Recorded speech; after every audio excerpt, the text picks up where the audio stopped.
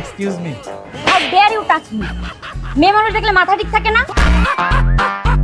রাস্তাঘাটে আপনাদের জন্য শান্তিতে হাঁটাহাঁটি করতে পারি না? রেস্টুরেন্টে আসছি, এখানে আপনারা শুরু করছেন। সুন্দরী মেয়ে দেখলেই শুরু হয়ে যায়, তাই না? আপনাদের মতো ছেলেদের কি রেস্টুরেন্টে কেন ঢুকতে দেয় আমি তো এটাই বুঝি না। বাসায় কি মা বোন নাই আপনাদের?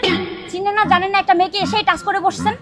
আপনাদের মতো ছেলেদের জন্যই মেয়েরা ঠিকঠাক মতো বাসা থেকে বের হইতে পারে না। যান এখান থেকে। এক্সকিউজ মি, মানে আপনারা মেয়ে মানুষ না সব সময় বেশি বুঝেন। বলা নাই কওয়া নাই, যেমন চায় তা বইলা দিলেন।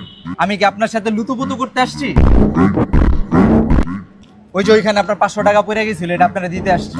ও ভাইয়া, এটা আগে বললে তো এত সিনক্রিয়েট হইতো না ভাইয়া। অ্যাকচুয়ালি আমি খেয়াল করিনি টাকাটা পড়ে গেছে। সব ছেলেদের এক মনে করেন, তাই না?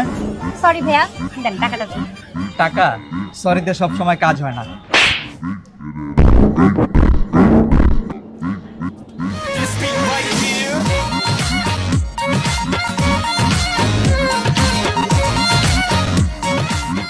দূর, জল খাইলে খাইছি, 500 টাকা তো পাইছি।